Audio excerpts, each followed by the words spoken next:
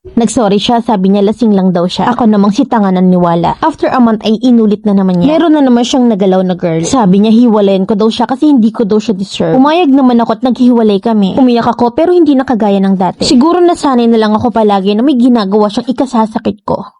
19 years old ako at second year college. May boyfriend ako at mas bata sa akin ng 1 year. Then 1 year and 3 months na kaming in relationship. Legal kami both sides at siya yung una kong pinakilala sa pamilya ko. At siya lahat ang nakakuha ng first ko. Nung una masaya, healthy yung relationship namin. Pero one day ay may sinabi siya sa akin na meron siyang nagawang kasalanan sa akin. At ang sabi niya, wag ko daw siyang hiwalayan kahit na ano pang mangyari. Puro sorry yung lumalabas sa bibig niya kaya't ang sabi ko sa kanya, sabihin na niya kung anong kasalanan yon. Ang sabi niya meron daw siyang nagalaw na girl na nakasama niya sa inuman. So tinanong ko siya kung kailan pa nangyari yon at ang sabi niya sa akin ay matagal na daw. Mga 3 months na daw yon at buntis na yung babae. At siya yung tinuturong tatay. So nung nalaman ko yun, iiyak ako ng iyak. Tinanong ko yung sarili ko na hindi ba ako enough? Na kung meron bang kulang sa akin? Nagagalit ako sa sarili ko kasi binigay ko sa kanya lahat eh. Tapos ganun yung isusukli niya. Humingi ako ng advice sa mga friends ko at ang sabi nila hiwalayan ko na raw. Na what if na siya daw talaga yung tatay? O edi ako daw yung masasaktan sa dulo. Pero hindi ako nakipaghiwalay sa kanya kasi mahal ko eh. Then napatunayan ko na hindi siya yung nakabuntis sa girl. Kasi may boyfriend din si girl that time pero siya yung tinuturong ama. Then lumipas yung ilang buwan ay nag-cheat na naman siya sa akin. Nakita ko na meron siyang kachat na ibang babae at inaaya niya to sa inuman. Umiyak na naman ako that time at sinabi ko sa kanya yung nakita ko. At ang sabi niya barkada niya raw yung kachat ng girl. Account lang daw niya yung ginamit so naniwala naman ako. Then after a week lang ay may nagsumbong sa akin na kaklase namin. Na nakita daw niya sa bar yung boyfriend ko na may kasamang babae. Well, hindi ko naman yun pinansin. Then isang gabi na nag-aya yung boyfriend ko na mag-inom daw kami dun sa boarding house ng friend niya. At isama ko daw yung dalawa kong friend. Hindi naman kami yung klase ng babae na malakas uminom ng alak. At yung isa kong friend ay first time pang uminom that time. Pagkatapos naming uminom ng alak ay natulog na kaming dalawa. Yung isang kwarto nandun sa barkada ng boyfriend ko at ang kabilang kwarto naman ay dun sa dalawa kong friend. At kami ng boyfriend ko ay sa labas kami natulog. Kasi merong kama sa labas eh. Na kahit na alam kong lasing ako ng gabing yun ay alam ko rin yung ginagawa ko. Then ilang minuto yung lumipas ay lumabas yung friend ko at masakit daw yung sikmura niya. Hindi kasi talaga siya sanay uminom ng alak kaya mabilis din kaming malasing. Kaya't ang sabi ng boyfriend ko ay doon na lang din siya matulog katabi namin. And yung isa naming friend ay naiiwan na mag-isa dun sa kabilang kwarto. And then maya-maya napansin ko yung boyfriend ko na biglang tumayo. At papunta siya sa kwarto kung nasan yung friend ko. Naririnig ko pa na tinatawag niya yung friend ko at buksan daw yung pinto. Then yung friend ko naman hindi agad siya pinagbuksan. Pero katok pa rin ang katok yung boyfriend ko kaya't pinagbuksan na niya ng pinto. That time may naiiyak na ako. And then nagpanggap ako na naiihinat kaya tinawag ko yung pangalan ng friend ko na nasa kabilang kwarto. At narinig ko na sumigaw yung friend ko at ang sabi niya yung boyfriend ko daw. At bumukas na yung pinto ng kwarto at sinamahan na niya akong mag-CR. Then kinabukasan sinabi sa akin ng friend ko yung ginawa sa kanya ng boyfriend ko. Umiyak ako sa harap niya at hindi ko sinabi na alam ko yun at gising ako nang mangyari yun. Kinabukasan ay pumunta ako sa bahay ng boyfriend ko at sinabi ko yung mga sinabi sa akin ng friend ko. And nagsorry siya sa akin at ang sabi niya lasing lang daw siya ng mga time na yon. At hindi daw niya alam yung ginagawa niya. Ako na namang si tanga naniwala naman. Then after a month ay naulit na naman ulit yung ginawa niyang yun. Meron na naman siyang nagalaw na girl. Sabi niya sa akin na hiwalayan ko na daw siya kasi hindi ko daw deserve yung kagaya niya. Na palagi na lang daw akong niloloko. Pumayag naman ako na magkahiwalay kami. Umiyak ako pero hindi na kagaya ng dati. Siguro nasanay na lang ako na palagi siyang may ginagawang ikasasakit ko. Pero hindi ko siya binalak sa social media at meron pa rin kaming communication. After a week ay gusto niyang mag-usap kami. At ayusin daw namin yung relationship namin at pumayag naman ako doon. Promise siya na magbabago na raw siya at hindi na raw yun mauulit.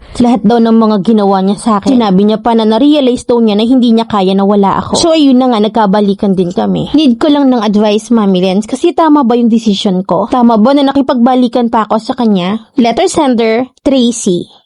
Ewan ko sa'yo, te, sa tingin mo tama, na puro iyak na lang yung gagawin mo. Pakati ng pakati sa gabi yung boyfriend mo. Na ang tanga lang na paulit-ulit kang ina-advise ng mga kaibigan mo pero hindi ka nakikinig. Sige lang sagarin mo yung katangahan mo, pubuntis ka, tapos sa huli, ayun, single mom na bokya yung ending mo. Di ka nga lumapit-lapit ka nga pasampal ng isa. Diyos ko, te, ano pang ipapayo ko sa'yo? Yan nga mga kaibigan mo, lantarang nakikita yung katangahan mo. Ako pa ba? Pero yung jowa mo na nagsabing hiwalayan mo, agad nakinig ka, ang tanga lang talaga. Ewan, nakakapagod mag-advise sa mga kagaya mo. Basahin mo yung sulat mo, imagine mo na ibang tao yung sumulat. Mapapasana all ka ba? Na sana all HIV is waving, gano'n. Sayang lang yung pinagpapaaral sa'yo ng magulang mo. Na mas inuuna mong imasteral yung lalaki